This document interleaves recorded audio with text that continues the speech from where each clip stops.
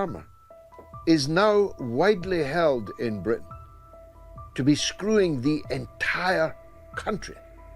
That's what concerns me. And he is in an improper relationship with the gay Bangladeshi billionaire Lord Ali. That improper relationship is a financial one. Keir Starmer has accepted utterly inappropriate gifts and financial support from Lord Ali in the first instance without declaring it. This is a matter... It was the wrong thing to do, you plonker. And then he goes, it didn't cost the taxpayer a penny. Well, that's all right then. I mean, who on earth thinks it's okay to take money from a lord who's loaded in order to put your child in an apartment that he owns so that he can study peacefully? What influence does Lord Ali have on this government? I keep asking the question, I keep getting no answers. Let's talk to Dave. He's got a view. Something is shifting in British politics, not through legislation or a vote, but through a speech that rattled the establishment. At the centre is George Galloway, who has accused Prime Minister Keir Starmer of being entwined in a shadowy financial relationship with billionaire Lord Waheed Ali. This isn't about a single donation, it's about lavish gifts, hidden perks, and alleged political favours that were never declared. Downing Street has responded with nothing but silence, no denials, no explanations, leaving a growing tide of suspicion to sweep across Westminster. Keir Starmer, this is for Gaza. You have paid and you will pay a high price for the role that you have played in enabling, encouraging and covering for the catastrophe presently going on in occupied Palestine in the Gaza Strip. Lord Ali is far more than a donor. He's a media operator, a policy influencer, and, according to reports, a quiet architect behind Labour's messaging, with reach across think tanks, digital platforms and grassroots groups that shape public opinion. George Galloway's warning was stark. If Starmer is beholden to Ali, Britain's democracy is at risk, because no one voted for Lord Ali. Yet he may be pulling the strings. Starmer built his reputation on integrity and transparency. But if these financial ties run as deep as alleged, that image may be little more than branding, packaged, polished, and bankrolled by the highest bidder. Galloway's accusations didn't fade, they erupted. Social media caught fire, journalists began digging, and even mainstream outlets are now demanding answers about Starmer's connection to Lord Waheed Ali. Of fact, he delayed as long as he could and then beyond that which was acceptable to the parliamentary authorities, the depth, and I mean real depth, of his financial relationship with Lord Ali.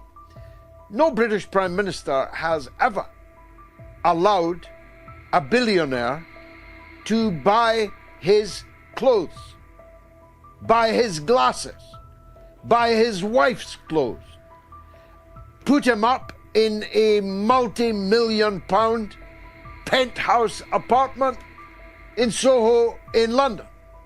No British Prime Minister has ever had the kind of financial relationship with the billionaire Lord Ali that Keir... Inside Labour, unrest is brewing. MPs say they were kept in the dark, some demand answers, while others quietly comb through communications and donation records, bracing for more damaging leaks. What once seemed a fleeting controversy is now shaping into a full-blown crisis. Starmer's silence is only deepening the damage. Each day without a response pours more fuel on the flames. Once seen as a symbol of unity and readiness, Labour now appears unsettled and uncertain. The issue has grown beyond influence, it's about trust. Voters aren't just wondering if something is wrong anymore, they're asking how far it goes. And in the absence of answers, suspicion is filling the void. Breaking news for you. As if you thought the gravy train had hit the buffers. Well, it hasn't, ladies and gentlemen. More revelations from Keir Starmer. This morning he admits that he took £20,000 in donations from Lord Ali for accommodation for his 16-year-old son to study, in his words, peacefully for his GCSE exams. I presume this means that's part of the £20,000 that was racked up for using the apartment that Lord Ali has, £18 million apartment apparently in Covent Garden, a penthouse. Now previously they said they used that for meetings. Previously they said Keir Starmer worked there on the night of the election. Previously they said that this was a place that he used to use for planning meetings during the election campaign. Now he's saying it was for his son to study peacefully for his GCSEs. Well, I don't know how much peaceful studying he was doing while they're all having a party on election night. Really? Seriously? Starmer said somebody offered me accommodation. Somebody? You mean Lord Ali offered me accommodation where we could do that, and I took it up, and it was the right thing to do. No. In Covent Garden, a penthouse. At first it was said to be used for meetings. Then it became the claim that Starmer worked there on election night. Later, it was cast as the site for campaign planning sessions. Now the story has shifted again. Apparently, it was for his son to study quietly for his GCSEs. But how much studying could really happen while the campaign team threw a party on election night? Really? Seriously? Starmer insists someone offered him accommodation. Yes, that someone being Lord Ali, and that he accepted it, calling it the right decision. But it wasn't. The longer Starmer stays silent, the more his image fractures. Reform was his brand, but without accountability, it's beginning to look like nothing more than an illusion, carefully staged and marketed. Galloway's challenge has cut deeper than expected, unearthed suspicion that Labour isn't truly being led, but stage-managed, not in the public's interest, but for private gain. This isn't the story Labour planned to be trapped in, but it's the one that has taken hold. If Starmer continues dodging the truth, the fallout won't be gradual, it will be sudden, brutal, and unavoidable. Most scandals fade after apologies or resignation. This one feels different. This one feels systemic. It's not just about a single man or a single mistake. It's about an entire political machine, rigged, fueled by secret donors, and steered by unseen hands across parties. The questions are spreading. Who funds them? Who whispers in their ears? Who really pulls the strings? Starmer's silence is rapidly mutating into political self-destruction. What began as a small fire is snowballing into a nationwide awakening. The image of calm, clean leadership has collapsed, replaced by something depressingly familiar: secrecy, moneyed donors, and the same old elite games.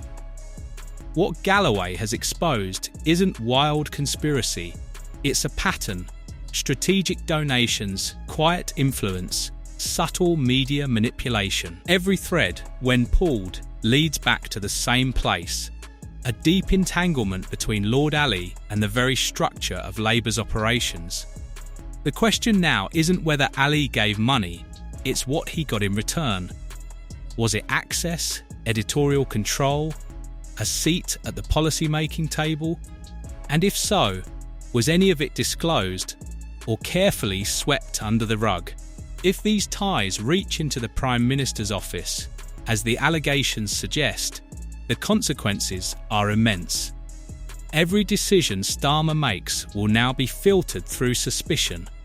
Every speech, every policy launch, every sudden pivot in Labour's platform will be scrutinised for signs of hidden influence. Because if a single unelected billionaire is shaping the direction of government, this isn't representative democracy anymore. It's theatre with a script already bought and sold. There's a reason this story refuses to fade. It strikes at the deepest public fear that their voices no longer matter, that elections are stage productions, not genuine choices, and that leaders answer not to the people, but to the power brokers signing checks in the shadows. Galloway's speech dragged that fear into the light. He didn't just accuse Starmer, he tore down the curtain on the entire performance and forced the public to confront the question no leader wants to face: who are you really working for? If Lord Ali's money paved the way to power, if his influence shaped campaign messages, policy outlines and staffing decisions, then Starmer's government was never built for the people.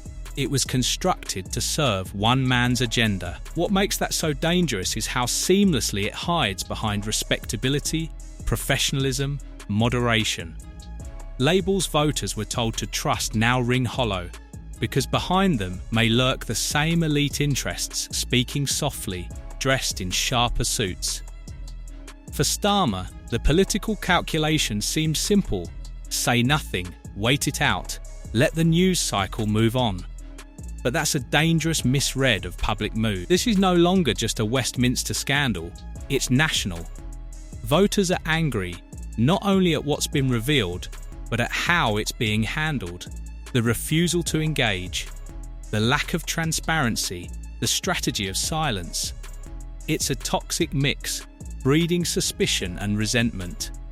Even inside Labour, frustration is boiling up. Backbench MPs are furious at being kept in the dark. Some now wonder if they've been used. Mere faces for a movement that was never truly about the people it claimed to represent.